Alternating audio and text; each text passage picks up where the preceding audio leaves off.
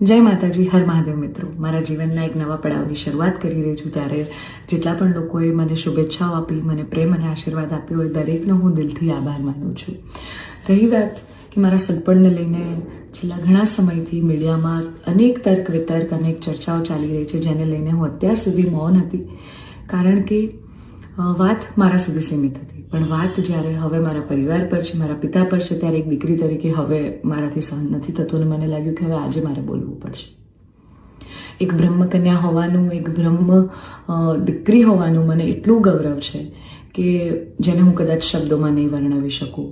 અને હું અહીંયા સુધી પહોંચી છું એના માટે શિક્ષિત અને સમજણી જે બ્રહ્મશક્તિઓ છે, બ્રહ્મ સમાજના લોકો છે, એમનો ખૂબ ખૂબ ફાળો રહ્યો છે મારી આ જર્નીમાં. અને હું તો નસીબદાર છું કે મને 18 વર્ણના લોકોનો પ્રેમ અને સપોર્ટ મળ્યો છે અહીંયા સુધી પહોંચવામાં.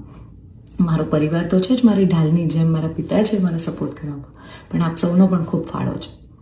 પરંતુ કહેવાતા સભ્ય અને મોડર્ન સમાજમાં જ્યારે અમુક 2-4 અસામાજિક તત્વો છે જે લોકો અત્યારે પણ દીકરીઓ માટેના રૂલ્સ અને રેગ્યુલેશન નક્કી કરશે કે દીકરીઓનું લિમિટ ક્યાં સુધી હોવી જોઈએ.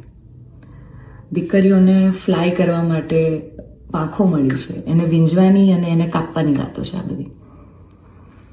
દીકરીઓ અત્યારે તેજસ જેવી પ્લેનો ઉડાઈ રહી છે, યુદ્ધ કરી રહી છે, રણ મેદાનમાં છે, સંસદમાં છે, વિજ્ઞાન અને ટેકનોલોજીમાં છે. હમણાં ઓપરેશન સિંદૂર જે થયું એમાં 2 દીકરીઓએ લીડ લઈને આપણને પૂરા દેશને ગૌરવ અપાવ્યો.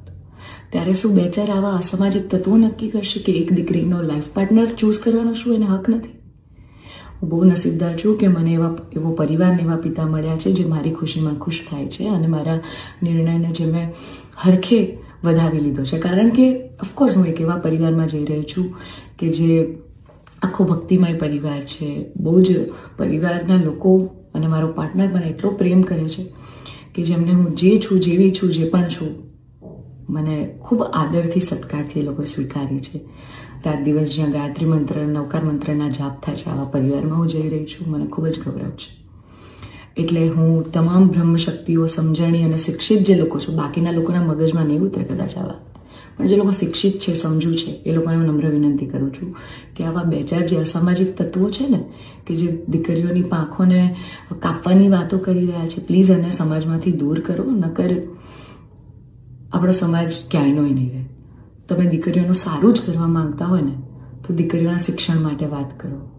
નાની નાની દીકરીઓ પર જે બળાત્કાર થઈ રહ્યા છે એના માટે વાત કરો. દીકરીઓની પ્રતિભાને આગળ લાવવાની વાત કરો. ચલો, આ બધી પ્રતિભાને બધી તો મોડર્ન વસ્તુ થઈ ગઈ. હજી જૂના 18મી 17